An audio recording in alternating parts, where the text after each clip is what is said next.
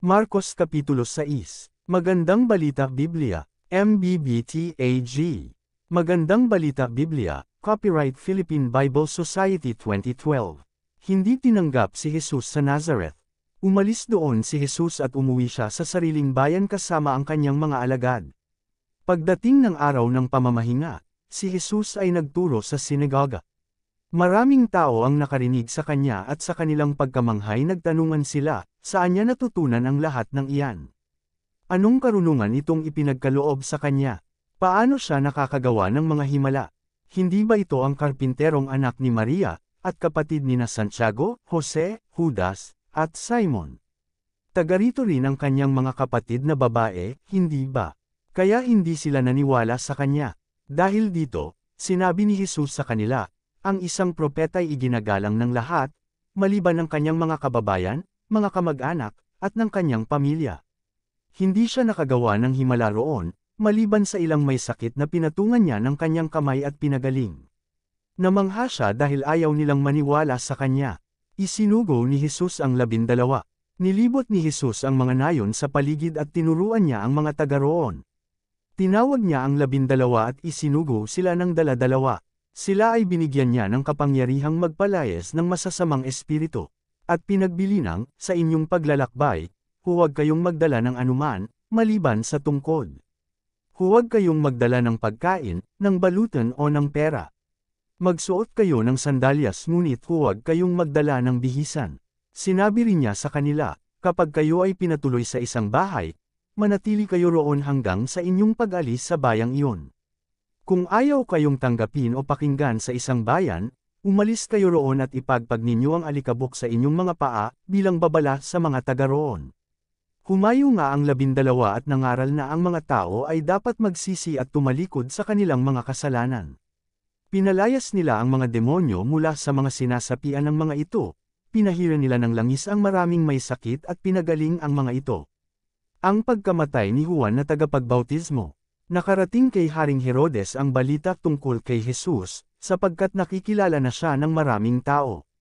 May mga nag-aakala na si Juan na tagapagbautismo ay muling nabuhay kaya si Jesus ay nakakagawa ng mga himala. Ngunit mayroon ding nagsasabi na siya si Propeta Elias. At may iba pang nagsasabing siya'y isang propeta, katulad ng mga propeta noong unang panahon. Nang ito'y marinig ni Herodes, sinabi niya, siya ay si Juan na aking pinapugutan ng ulo. Muli siyang nabuhay. Si Herodes mismo ang nagpahuli at nagpabilanggo kay Juan dahil sa kagustuhan ni Herodias. Ang babaeng ito ay pinakasalan at kinakasama ni Herodes bagamat ito'y asawa ng kapatid niyang si Felipe. Sapagkat laging sinasabi ni Juan kay Herodes, labag sa batas na kasamain mo ang asawa ng inyong kapatid. At dahil dito, si Herodias ay nagkimkim ng galit kay Juan at ibig niya itong ipapatay. Ngunit hindi niya ito magawa. Sapagkat alam niyang natatakot si Herodes kay Juan. Itinuturing ng hari na si Juan ay taong matuwid at banal, at sinisikap niyang huwag itong mapahamak. Gustong-gusto niyang makinig kay Juan kahit labis siyang nababagabag sa mga sinasabi nito. Subalit nagkaroon din ng pagkakataon si Herodias na ipapatay si Juan nang sumapit ang kaarawan ni Herodes. Si Herodes ay nagpahanda ng malaking salo-salo at inanyayahan niya ang kanyang mga opisyal, mga pinuno ng hukbo, at ang mga pangunahing mamamayan ng Galilea.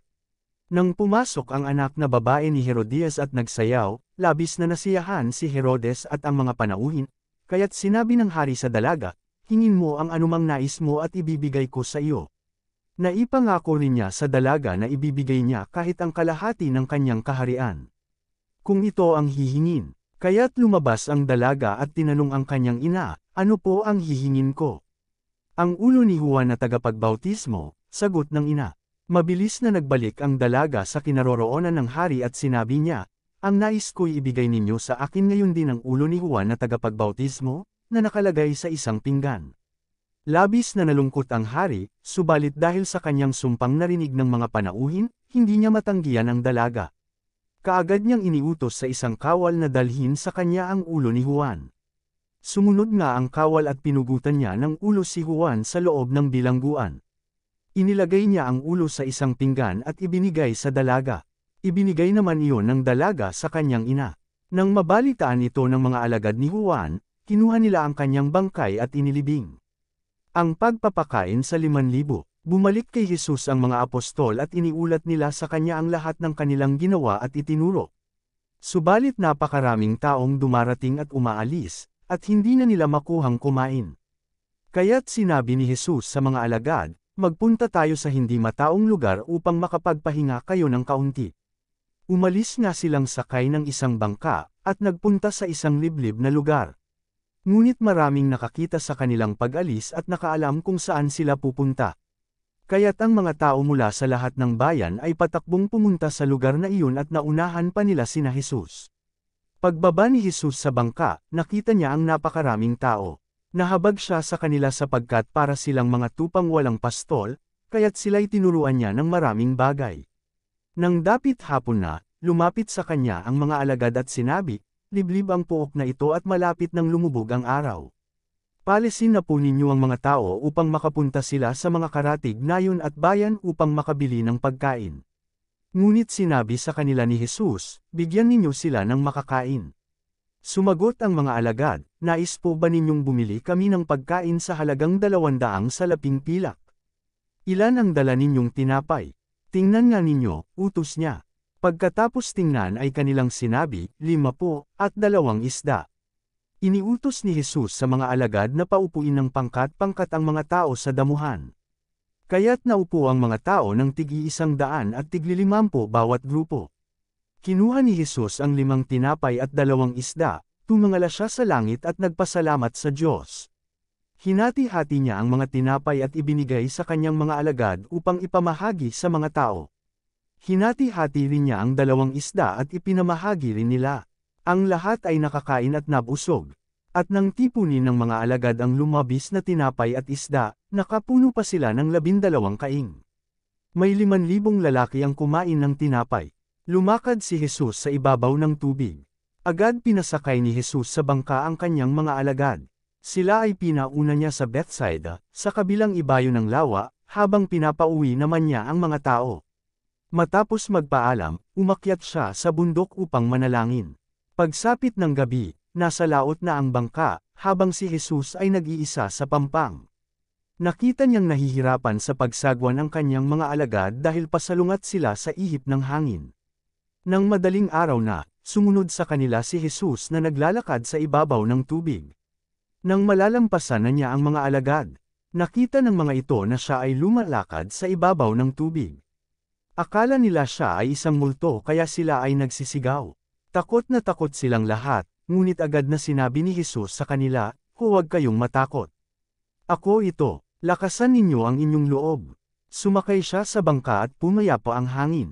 Sila'y lubhang namangha, sapagkat hindi pa nila nauunawaan ang tungkol sa pagpapakain ng tinapay, hindi pa ito abot ng kanilang isip. Pinagaling ni Jesus ang mga may sakit sa Gennesaret.